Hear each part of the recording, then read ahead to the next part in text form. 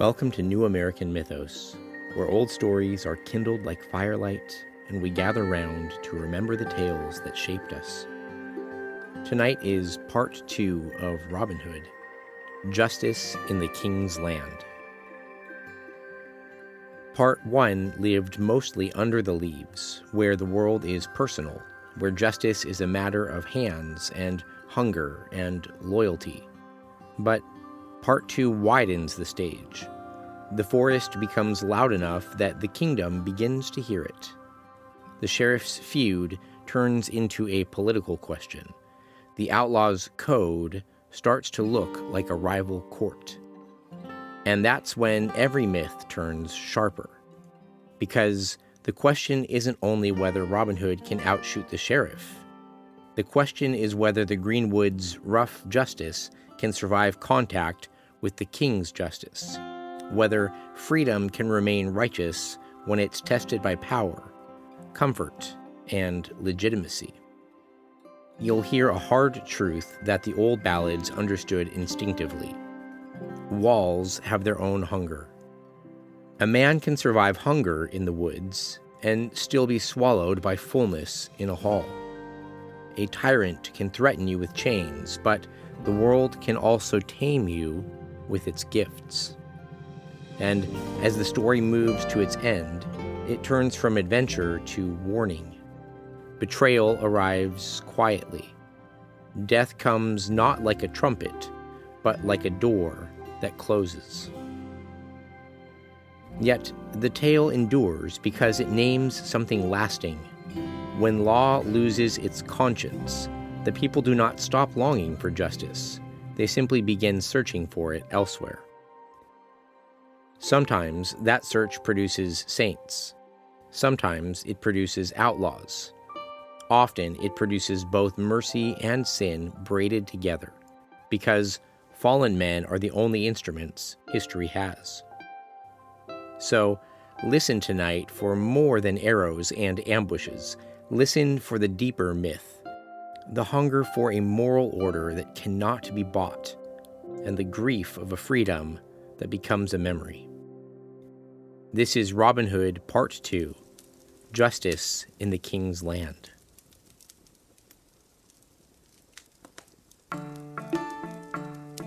The Greenwood does not conquer kingdoms. It does not raise banners or build castles. It does not write laws in ink or bind men with wax-sealed commands. But it does something stranger. It remembers. It holds the old paths under its leaves and the old oaths under its roots. It keeps its own kind of order, rough, personal, often bloody, yet guided by a desire for justice that the king's courts, in those days, did not always satisfy. In the shire towns, men called that hunger sedition. In the poor cottages, they called it hope. And in Nottingham, the sheriff called it Robin Hood. After the jailbreak, the humiliation of seals and shadows, the sheriff's rage grew colder. It left the face and went deeper. He stopped laughing at jokes about green men in the forest. He stopped boasting as if boasting could protect him. He began to work like a millstone, slow, patient, crushing. After that night, the roads changed, not by law, but by fear. More watchmen at bridges, more questions at gates, more silver promised for tongues that would loosen. And in the Greenwood, men began to understand that they were no longer merely hiding from the sheriff. They were becoming a story the king might choose to answer. Rewards went up. Watchmen doubled. The roads grew sharp with eyes. Travelers were questioned twice, once at the gate, and once again at the alehouse, where men loosened their tongues with drink. Anyone who fed an outlaw risked losing teeth, land, or life. And yet, the Greenwood still breathed. Robin's company remained, some by loyalty, some by necessity, Some because the forest had become the only world that would take them. They hunted deer where they could. They ambushed fat purses where they must. They listened to the far-off toll of church bells with a kind of ache, and to the distant horns of the sheriff with a kind of anger. Robin sat often beneath his oak, an old tree that seemed to watch him like an elder. He was not a king. He had no crown, but men looked to him as if he were a judge in a world where the judges wore velvet and sold their verdicts to the highest bidder. He did not speak of it much. He did not preach. He simply acted. One gray afternoon, when rain threatened but did not fall, the men came back from a small hunt with little to show: a hare, some bitter roots, a handful of mushrooms. Hunger sharpened the camp's mood. Much, the miller's son, threw down the hare like a complaint. "Is this the forest's mercy now?" he muttered. Little John said nothing, but his face had the look of a man who could eat a stone if it would quiet his stomach. Robin watched them all. He let the grumbling run its course the way a man lets the wind move through branches, because if you try to stop wind, you only break your hands. Then he raised his voice. "No man eats," he said, "until a stranger has eaten." The men stared. Much scoffed. "A stranger? And what if no stranger comes?" Robin's eyes lifted, calm and dangerous. "Then we go hungry," he said. This was Robin's old rule, the one that made no sense to desperate men and perfect sense to men who understood that a band without order becomes a pack, and a pack becomes a plague. Hospitality was not softness, it was law. It's worth pausing for a quick break here. This is where the Greenwood stops being romantic and starts being moral. Robin's first law isn't about arrows, it's about hospitality. A hard kind of hospitality, the kind that costs you when you're already hungry. And the story even tells us why. Quote, "A band without order becomes a pack." That's an ancient truth. In Scripture, hospitality isn't decorative. It's a test of whether you believe the world is held together by God, or only by your own clenched fist. When you're afraid there won't be enough, you become a beast. When you believe God is still God, you can afford to be human. And it's not softness, it's not naivete, it's discipline.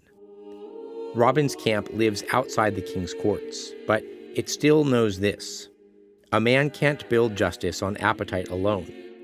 If hunger rules you, you'll justify anything. You'll become exactly what you claim to resist. So, early in part 2, the myth gives us a warning. The Greenwood can produce protectors, or it can produce predators. And the difference often begins at the fire, when the meat is scarce and a stranger appears. Let's get back to the story now. So they waited. The hare roasted slowly. The smell made their mouths water. Their patience thinned. They heard the forest's small sounds: squirrel claws on bark, a crow's croak, the faint rush of a stream. And then, hooves. A horse moved carefully on the path, as if its rider feared the wrong turn. A man approached under the dripping canopy, his cloak darkened by travel, his shoulders heavy. He was no merchant. His hands had held a sword, though not lately. His armor was worn, his saddle patched, his face lined by worry. His horse was thin.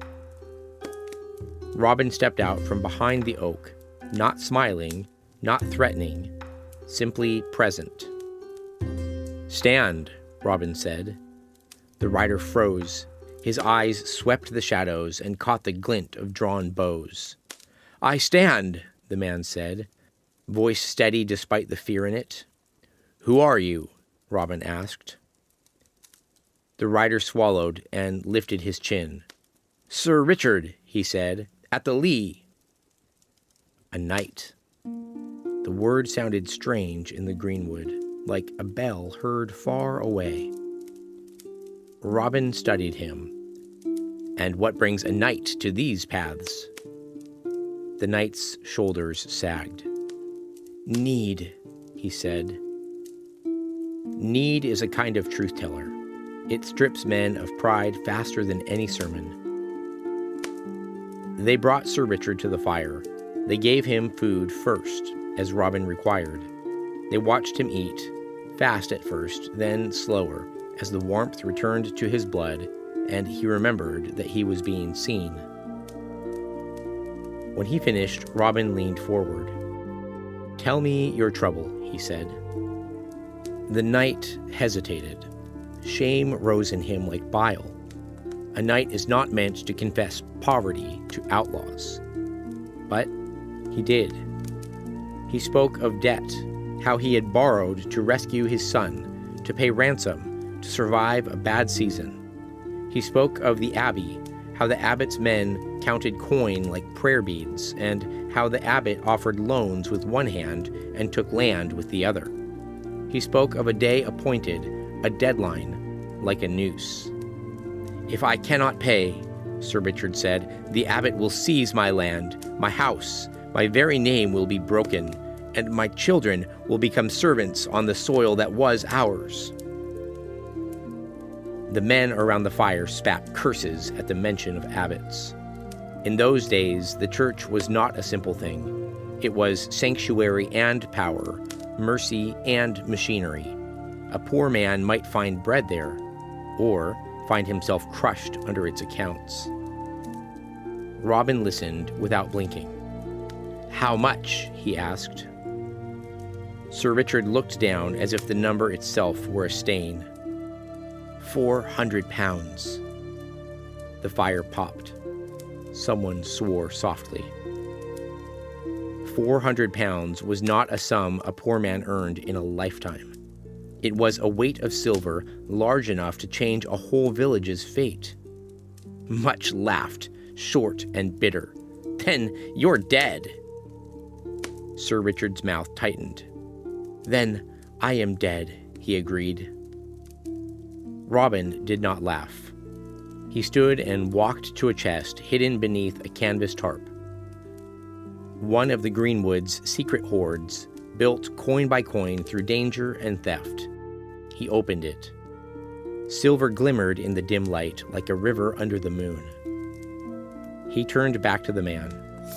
"Count it," Robin said. John stared. "You can't!" Robin's gaze cut him off. "Count it," he said again. They counted. They counted until the number felt unreal. They counted until Sir Richard sat with his hands clenched and his eyes wet, as if he might be dreaming. When they finished, Robin placed the coin before him as a man places bread before a starving child. "Take it," he said. Sir Richard shook his head, stunned. "Why?" Robin's voice lowered. "Because the abbot's greed is fattened by men like you kneeling, and I am tired of seeing good men eaten." He stepped closer. "But hear me. This is not charity that asks nothing. You will swear to God, before my men, before this fire, that you will repay it if you ever can. Not to me for my pride, but to the poor for justice. If God restores you, you will restore others." Sir Richard stared at him, and in that stare there was a fear and awe and confusion. Outlaws were not meant to speak like judges. Yet Robin did. Sir Richard knelt there in the forest before a man the sheriff called a felon. He lifted his hand. "I swear," he said, "by God and by my honor, I swear." Robin nodded once. "Good." Then he turned to Little John. "You will go with him. he said, "not as guard, but as witness. Pay the abbot in full. Let the abbot choke on the coin he wanted so badly."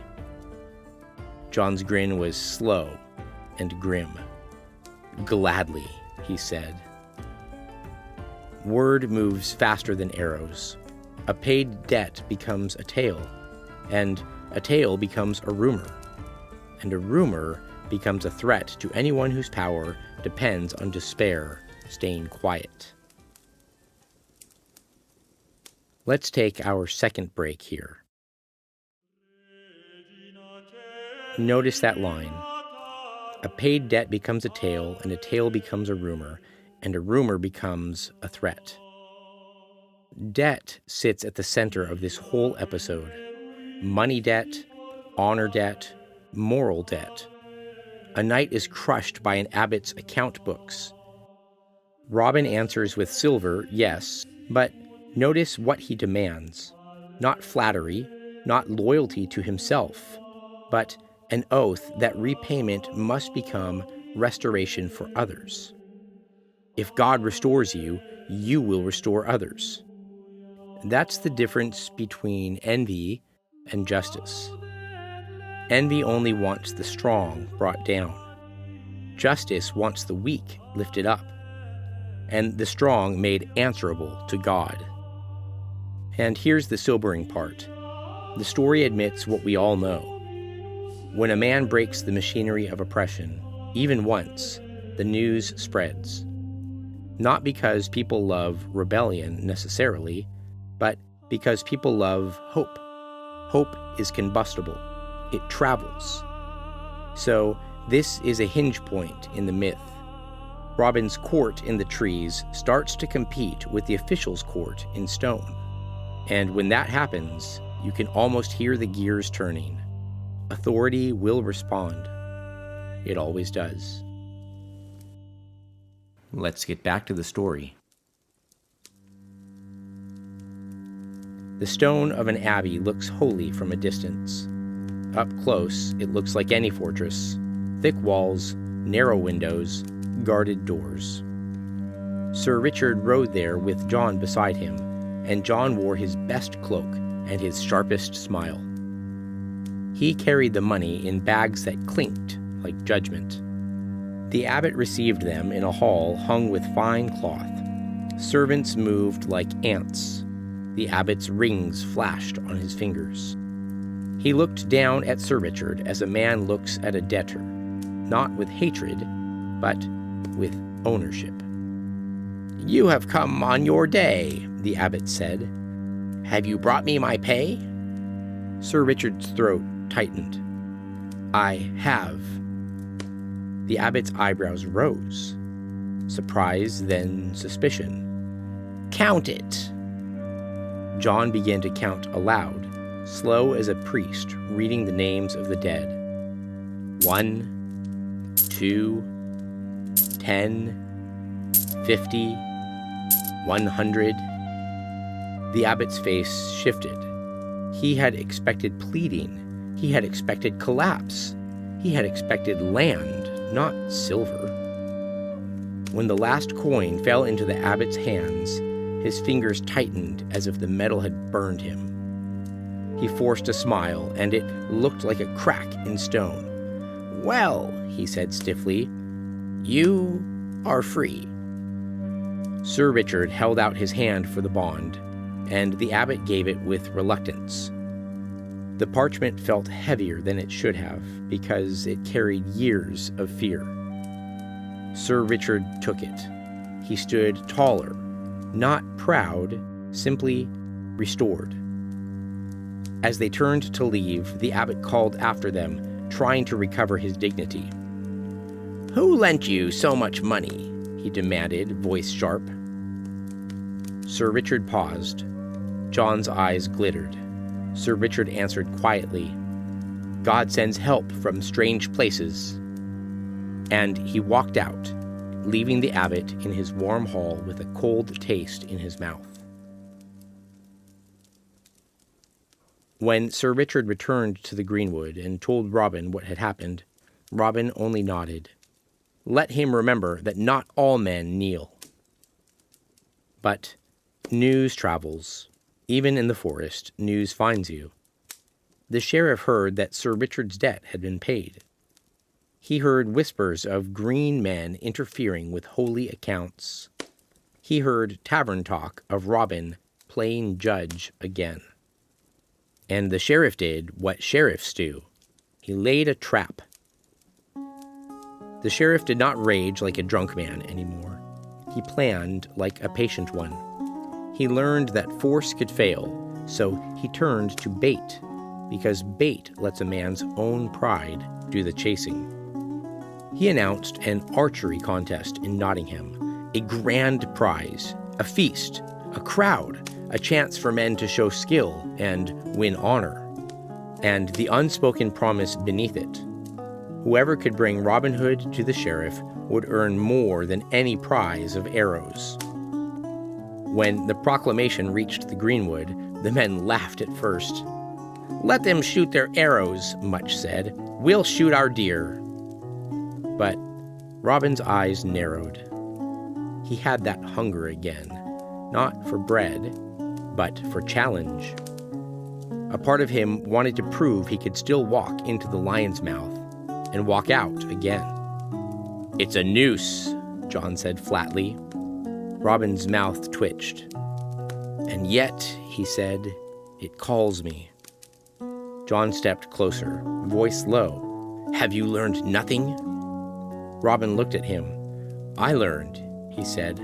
"I learned to come back alive." John's hand closed on Robin's shoulder, hard. "Then do not go." Robin's gaze drifted past him into the trees, as if he were watching something only he could see. "The sheriff will not stop," Robin said. "He will not stop until my name is a warning spoken to the children. If I hide forever, the forest becomes a cage. If I strike, my forest stays a kingdom." Much's face tightened. "What are you saying?" Robin turned back to them, and his voice was quiet. I will go," he said. The camp exploded with protest. John's voice cut through like an axe. "Then you go disguised, you go watched, and you go ready to run." Robin nodded. "Yes." So the outlaw went into the town again, this time not with prayer on his lips, but with cunning in his bones. He wore plain clothes. He darkened his beard. He kept his hood low. He entered Nottingham as one more archer among many. The town square was crowded. Men jostled, women whispered, children climbed barrels to see. The sheriff sat high on a platform, eyes scanning the faces as a hawk scans a field. Robin stood among the archers, his bow in hand, heart steady. The contest began. Arrows flew, some struck wide, some struck near. Cheers rose and fell like waves. Then Robin stepped forward. He drew his bow, and the crowd quieted, not because they knew him, but because his posture carried a strange confidence, the calm of a man who has used a bow for more than sport. He loosed. The arrow struck near the center, and the crowd roared. The sheriff's eyes narrowed. Robin loosed again, closer, and again, closer still. Men began to murmur. Someone shouted. Someone laughed. Then Robin's final arrow flew, and it landed like a verdict. The square erupted. The sheriff stood.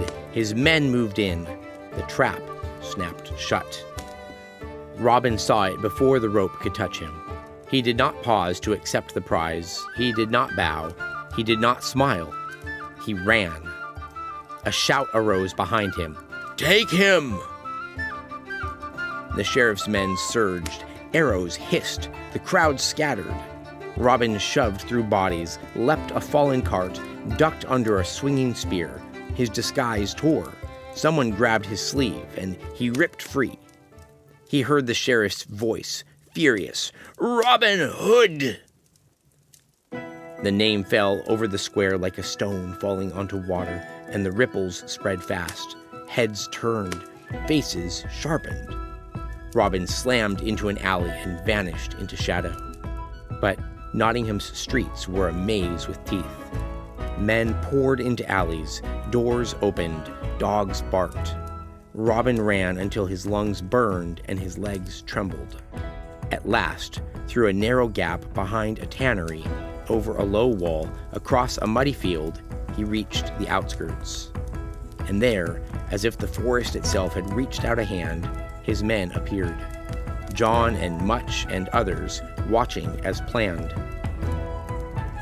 They covered his retreat. They drew the pursuers into confusion. They vanished like smoke. By nightfall, Robin sat again beneath his oak, breathing hard. The men stared at him, some in admiration, some in anger, some in fear. John spoke first. "You have your proof," he said coldly. "You can still walk into the lion's mouth." Robin wiped blood from his lip. "I did not go for proof." "Then why?" John demanded. Robin looked into the fire. The flame reflected in his eyes. "Because I want the sheriff to know," he said. "He does not own the world." The men fell silent. There are moments when defiance feels holy, and moments when it feels like pride dressed in holiness. And the forest does not always tell you which is which. Time passed, and the stories grew. Men told of Robin paying a knight's debt. Men told of Robin humiliating the sheriff again. Men told of Robin standing in the square as if Nottingham were his and not the sheriff's. Stories like that do not stay local. They rise like smoke and drift. And so did these, until they reached the king. At first the king laughed. "A yeoman playing lord," he said, "a thief with a hymn."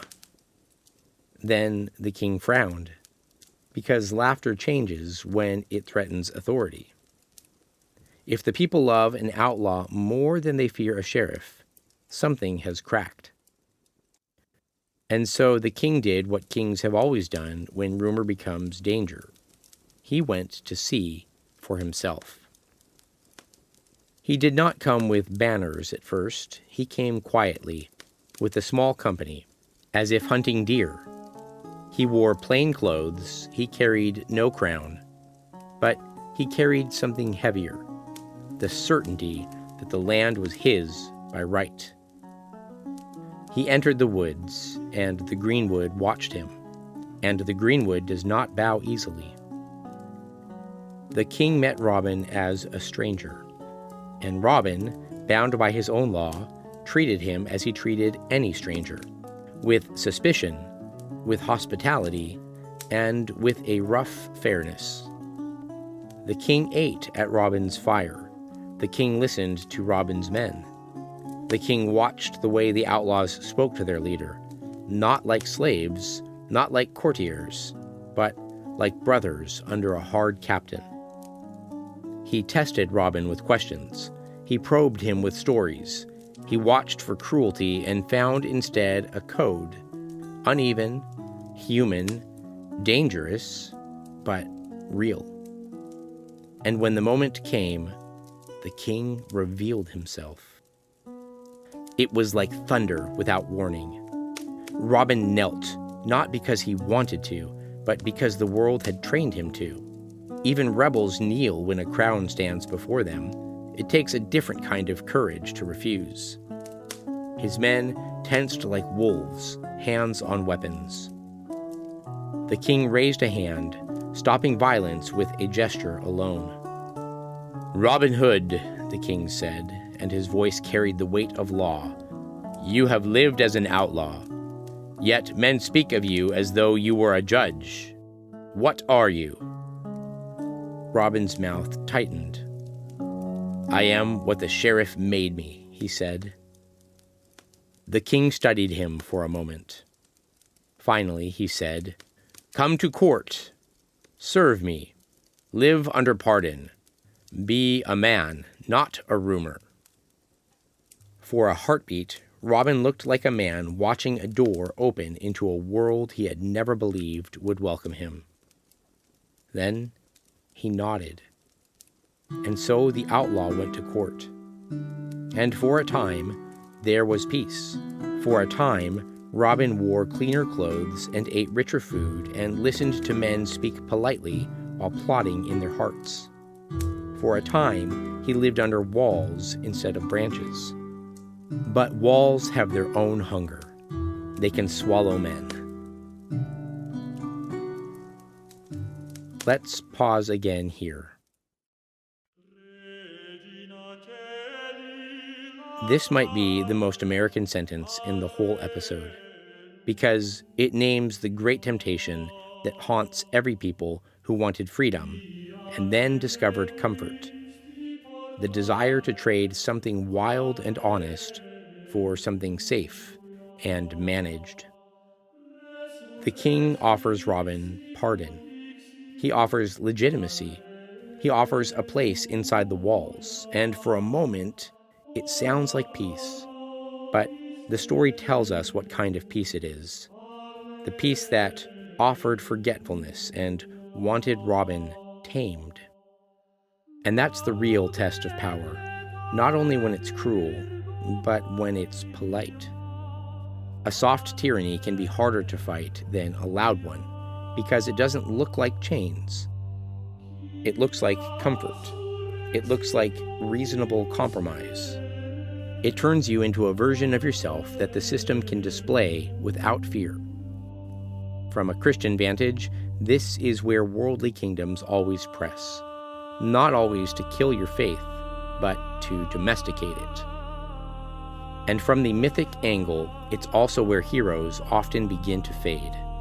Not at the spear point, but at the banquet table, when they stop listening for wind in leaves. Let's get back into the story. Robin found himself staring out windows, hearing phantom bird calls in the silence of stone. He had lived in the greenwood with hunger and fear, but also with a strange honesty. In court, everything was smoother, and because it was smoother, it was harder to trust. The king's land offered pardon, but it also offered forgetfulness. It wanted Robin tamed into a servant, his legend turned into a story the crown could control. Robin endured it for a season. Then, as so many men do when they trade wild freedom for safe order, he began to wither. So he drifted back, whether by restlessness or calling, by longing or necessity, the outlaw returned to the edges, where the forest still waited like an old friend with a stern face. And the songs say he lived long, and he hunted and remained a thorn in the side of men who mistook wealth for righteousness. But no thorn lasts forever. One day, Robin walked with John along the bank of Broom, and his step faltered. He stopped, breathing harder than he should. His hand went to his side, as if he could hold himself together by force. John watched him, alarm rising. "What is it?" Robin tried to laugh. The laugh came out thin. "I cannot shoot as I once did," Robin admitted. "My strength is less." John scowled. "You are still strong." Robin shook his head. "Not like before." A sickness had found him, slow as winter. There was an old remedy for such sickness, bleeding, they said, to let the bad blood out and the good blood settle. Robin spoke of a place, Kirklees, a priory ruled by a prioress who was kin to him in some fashion, a holy house. John's face tightened. "I don't like holy houses," he muttered. Robin's eyes narrowed. "Then you have learned from experience." Little John heard the old note in him, the same note that had carried Robin into St. Mary's at Nottingham. Not courage, exactly, but stubbornness, dressed in courage. And John knew, as a man knows a storm by the taste of the air, that this road might end in more than sickness. "Let me come," John said. Robin's old stubbornness rose again. It was like watching a familiar storm gather. "No," Robin said, "I go myself." John's jaw clenched. "You never learn." Robin's voice turned sharp. "I have learned plenty. I have learned how to live. This is about living longer." John stepped forward. "And what if it isn't? What if it's a trap?" Robin looked past him. "Then it is God's will." John's hands curled into fists. "Do not throw God's name over your stubbornness like a cloak." Robin's eyes flashed. "Enough," he said. And so, as in the old stories, the hero walked into danger alone, not because he had no friends, but because pride is a lonely guide. Robin rode to Kirklees. The priory stood quiet behind stone, clean walls, narrow windows, a gate that looked more like a barrier than a welcome. The air smelled of herbs and damp earth. The prioress received him with soft words and a calm face. "Cousin," she said, "you look pale." Robin forced a smile. "Bleed me," he said, "as is the custom." The prioress nodded. "Come." She led him into a small chamber. A basin waited. Cloths waited. She took his arm. Robin watched the blade in her hand and felt for a brief moment a warning rise in him. He almost spoke. He almost demanded John. He almost turned and left. But pride is an old chain, and he stayed. The prioress bled him. At first it seemed proper, the cut clean, the basin filling. Robin's head grew light. He lay back, letting the world blur. But then he felt something wrong. The bleeding did not stop. The prioress's hands were steady, too steady. Her eyes were blank as stone. Robin tried to sit up, but his limbs were heavy. He understood too late that he had walked into betrayal wearing the confidence of a man who believed he could not be caught anymore. The prioress left the room, and Robin lay there, listening to his own blood drip like time leaving him. Outside, the world continued. A crow called. A distant bell rang. Somewhere, men laughed. Yet Robin's vision narrowed. His breath came shallow. He dragged himself toward the window with what strength remained, hands smearing red on the floor. He reached the window and forced it open. Cold air struck his face. He breathed it like prayer. He had one thing left, his bow. With shaking hands, he strung it. He nocked an arrow. His fingers trembled. Below the window, the land stretched, a small field, a line of trees, a patch of earth that would soon hold him. Robin drew, muscles screaming. He loosed. The arrow flew, a final stubborn mark against the world's attempt to erase him quietly. It landed far from the priory walls, in open ground. Robin sank back, breath ragged. "Bury me," he whispered to the empty room, "where that arrow falls." The door burst open. Little John arrived at last. He looked like a man possessed, rage and fear and grief tearing through him at once. He saw Robin on the floor, pale as ash, blood staining the boards. John's face twisted. He moved to Robin's side, hands shaking. "I came," John whispered, voice breaking. "I came." Robin's mouth twitched, almost a smile, almost a sorrow. "It is late," Robin breathed. John's eyes blazed. I will burn this place. I will. Robin's hand, weak, caught his sleeve. The grip was barely there, yet it held him. Do not, Robin rasped. John trembled. Why not? Robin's eyes were dim, but his voice carried the old weight of command. Do not, he repeated.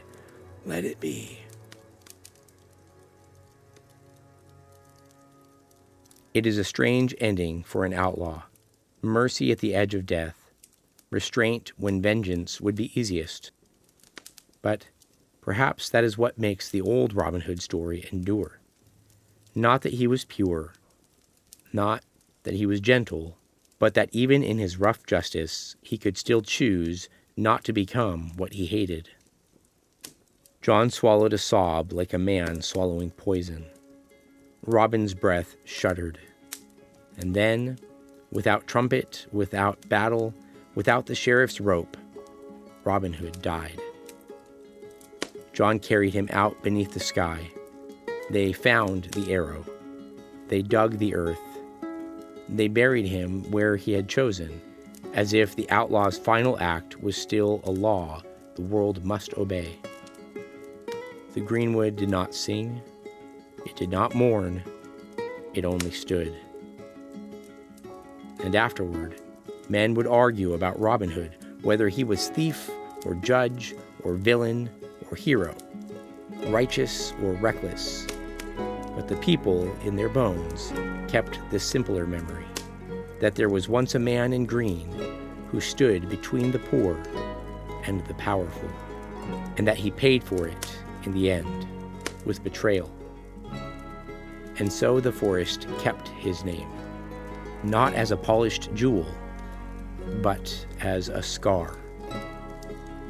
And so they buried Robin on the border between Greenwood and city. The earth was darker there, wet and heavy, clinging to their hands, as if it did not want to let him go. Little John said no prayer aloud. He could not trust his voice. The men stood in a half-circle, caps in their fists, eyes fixed on the mound, as though staring might undo what had been done. No horn sounded, no banner rose. A wind moved through the leaves, steady, indifferent, ancient. Somewhere deeper in the forest, a bird called once and then fell silent. The world had not ended because one man had died, but something had changed. A gap had opened that the trees could not close. They left no carved stone that a sheriff might topple. They marked the place in their memory instead, because memory was safer than monuments. And as they walked away, the forest felt colder than it had the day before, as if the greenwood itself had become a little less like refuge and a little more like exile. Weeks later, a traveler found the tale in fragments, a rumor in an alehouse, a muttered warning on a road, a ballad half sung by a hearth. In one version, Robin died like a martyr. In another, he died like a fool. And in another, he did not die at all, only vanished, waiting beneath the leaves to return. That is how myths begin, not as truth agreed upon, but as truth too heavy for one mouth to carry. In Nottingham, the sheriff heard the whispers and felt no relief. He felt only the bitter knowledge that some men cannot be hanged even when they're dead. A rope kills a body. It does not always kill a name. And far beyond Nottingham, where crowns sit uneasy and kings measure their realm by what they can control, word drifted upward, like smoke finding rafters, that in the greenwood there had been an outlaw who fed the hungry, shamed the proud, and lived by a law no court had written. Robin Hood was gone, but the greenwood kept his scar, and scars have a way of teaching the living what comfort tries to forget. And so the story ends. Robin does not die like a conqueror.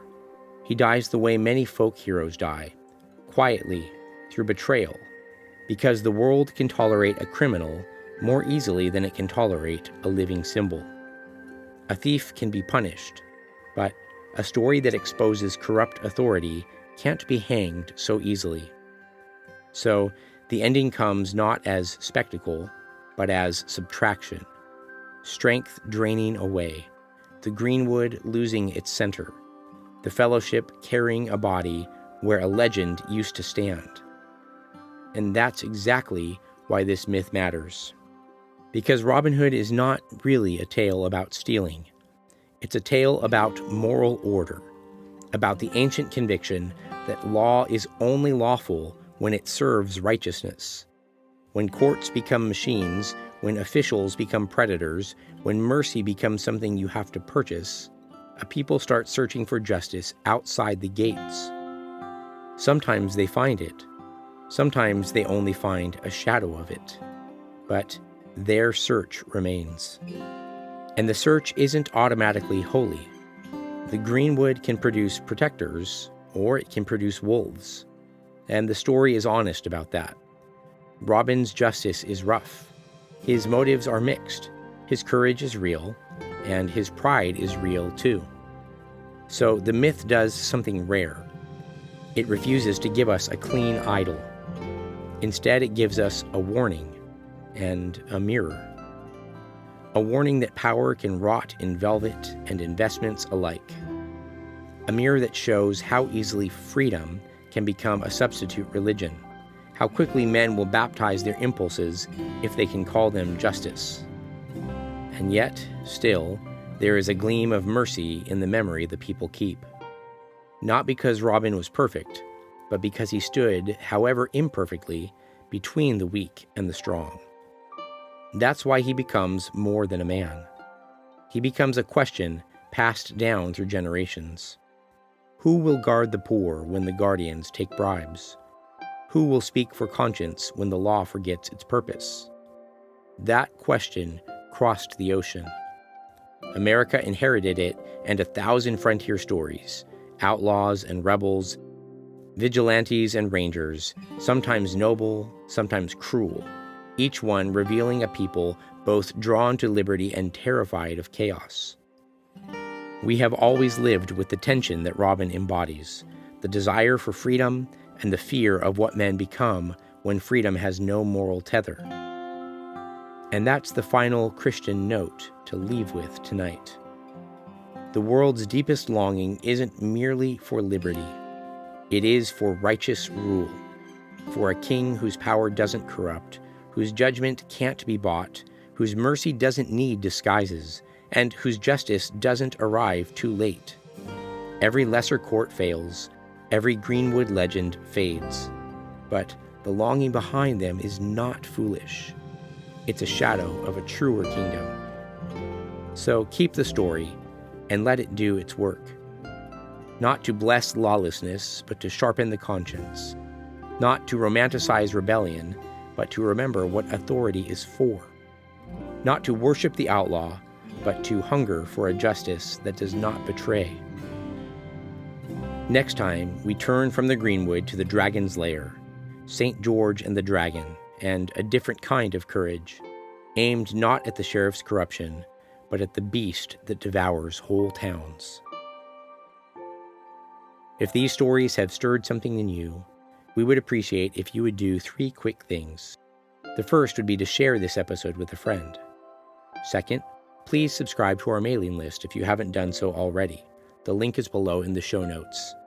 Third would be to leave a review on whatever podcast platform that you listen to, or a like if you're listening on YouTube. And last, if you'd like to support the show and help us continue to be able to make more episodes and more seasons, please consider joining us on Patreon. We have a bunch of great perks there and several different levels that you can support the show with. It really means a lot to us, and we can't do what we do without you. And so, until next time, keep the fire burning.